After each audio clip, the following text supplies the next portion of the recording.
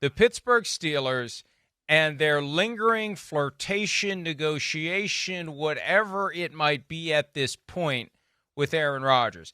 And I've been a big supporter of Aaron Rodgers to Pittsburgh, not Aaron Rodgers to Minnesota.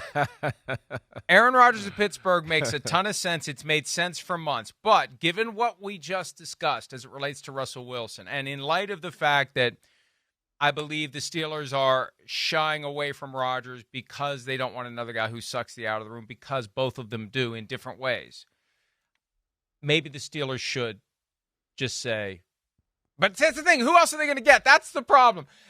I'm trying to set up a cogent and persuasive argument that the Steelers should run from Aaron Rodgers. And the moment I came to that conclusion was when we saw the staged to be candid pictures on the beach from the Daily Mail. There's no way in hell he doesn't know that somebody's out there taking those pictures. And the Daily Mail has more of them. Unless someone is hiding behind the mast of a boat in the water, there's no way he doesn't see someone taking his picture. This is example of guy who makes it all about me. It's all about me. He went from being unwanted to the point where he actually had to call the Giants through his agent and ask them if they were interested, which was the big news other than the Thrilla in vanilla at the Starbucks. That was the big news of the Combine week. Rodgers actually reaching out to the Giants. Holy crap, he's got nothing if he's reaching out to the Giants. Now he's got something, and he's reverting to all about me guy. As soon as I saw that picture, that candid staged photograph of Rodgers on the beach deliberating his future, I was like, oh man, Pittsburgh, it's too late. It's too late. Sam Darnold's gone. It's too late. You're stuck with Russell Wilson or Aaron Rodgers, and you're making a $33 million per year new money investment in DK Metcalf. Good luck getting him the football. Because Chris, if they don't do it at this point, because the latest reporting from Jerry Dulac of the Pittsburgh Post-Gazette is the Steelers made their offer. They made an offer, and right. Rodgers is just thinking about it. Yeah. Of course he is. He's draped in velvet, standing on the beach with photographers hidden in plain sight, taking his pictures and putting them on the Daily Mail website as he makes his decision. And what else do they have? It's too late. They got nothing else at this point. No, exactly right. I mean, there's not much out there to be had. Exactly. And they got a team that I think they look at and go, wait, we can be competitive. We think we can win the AFC North. We think we can make some waves in the AFC playoffs. So within that, too, that would make you want Aaron Rodgers even more. Because of the options that are out there, Aaron Rodgers is clearly the best one. As we saw at the end of the year when Rodgers got a little healthier and comfortable, whatever else, he can still make some unbelievable throws. So that's all there. And that's where, I got into Minnesota too. They're another team like Pittsburgh. They're there. It's ready right now. What do you want to do? I don't know. Do you want to kick the can down the road a little bit and wait for a quarterback to develop or do something? Or do you want to try to go get it this moment? So that's what Pittsburgh, they're in a tough spot here. They are.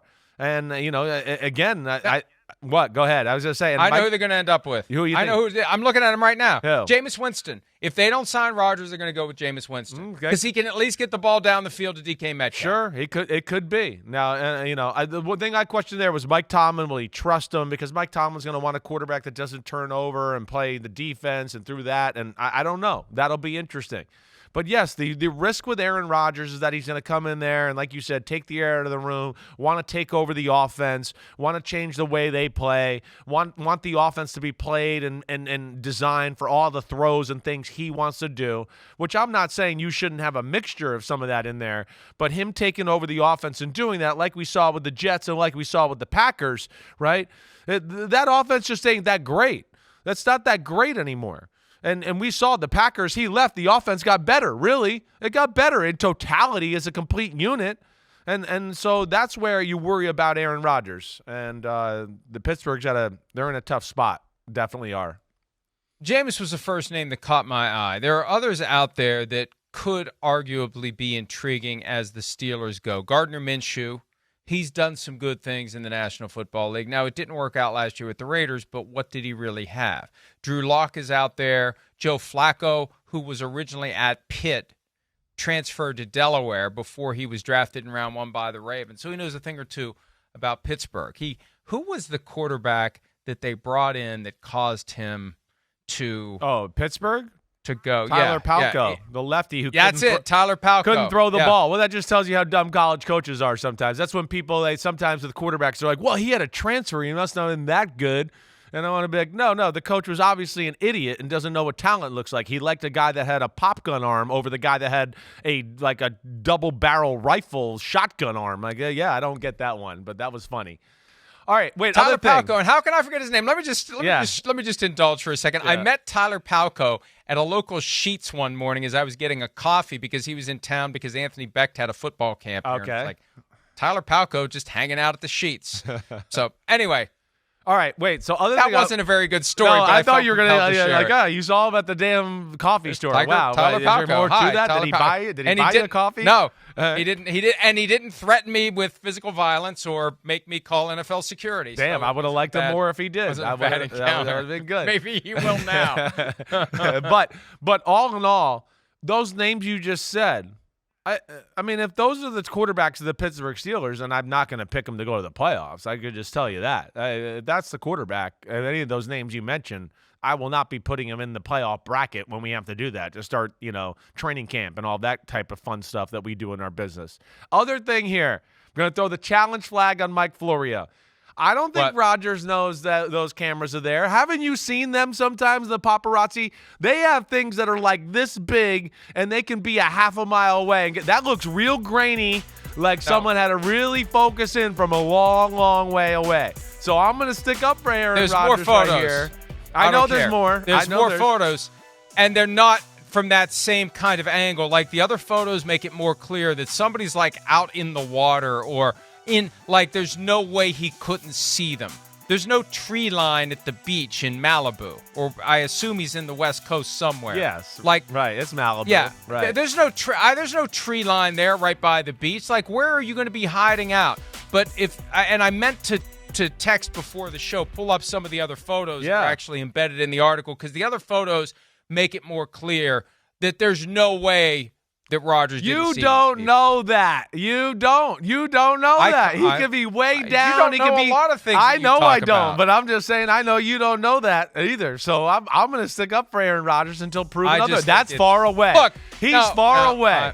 Whoever that is. It's staged to look that way. There's no way that he's out there in his Darth Vader cape. Why? Walking around. He's in the darkness. Contemplating it. He's contemplating things. Also, maybe that's what he's doing. Hey, if you just pull it. You don't have to go to the darkness street. Just pull your little cape up over your head, and then it's dark. Also, leave this picture up there. Look how duck-footed he is. He is so pigeon-toed. Excuse me. Look how pigeon-toed he is. He is an incredible pigeon-toed athlete. He is. That's a little theme I have sometimes on my podcast. Like, look at the tracks he's left. He's Sasquatch. Yeah, he's got some big feet and some big hands. There's no doubt about it. Aaron Rodgers has got hands like Smeagol from Lord of the Rings. There's like an extra knuckle on there when you shake his hands. They're pretty incredible. But I'm still going to defend him here, and I don't think he knows this is being taken. I know you think it's some Hollywood setup where he's like, I think it's a Hollywood the agents setup. called the paparazzi and told him to get at the end of the beach, and my client will just happen to be strolling on the beach at that time. But I'm going to stick up for Aaron Rodgers in this one. I think you're wrong there, Slugger. I think the reason that I'm right is he's all of a sudden engaging in this grand deliberation as to what he's going to do. He had nothing 2 weeks ago. He was desperate 2 weeks ago. And now the team that should have wanted him all along, that he should have wanted as his number one choice all along, has made him an offer, and he's going to take some time to think about it. Get the hell out of here with that. Either take it or don't. You're a grown freaking man. He's thinking about it. Deliberate on the beach. It's not an easy discussion. Bullshit. It's not easy. Bullshit. Damn you. You're you are. This is sorry everyone, London. not just London. Sorry to the entire universe. This is I got one last time to make it all about me. All of a sudden, I was done. I was gone. The Jets don't want me. Nobody wants me. The Raiders, they suck and they don't want me. I had to make the first move with the Giants. My entire world has collapsed upon me, and now all of a sudden he's Superman again, and he's the center of attention, and he's going to take advantage of it. I'm not saying it's wrong. I'm just saying that's what's happening. Maybe I am saying it's wrong. Just take the damn offer. Take the damn offer. You've had your moment. Everyone's watching and waiting. Now just do it. What if the Giants or don't? What if the Giants shit or get off the pot? Damn, sorry universe. Sorry universe. That's but wait, what if the Giants are offering them $57 million a year or $55 million a year, and the Steelers are offering them like 35 or 33 or something like that? What would you do then? Would you walk on the beach and deliberate a little bit? I don't know. Maybe you would. First of all, I don't think John Mara is authorizing an offer of $57 million per year to Aaron Rodgers.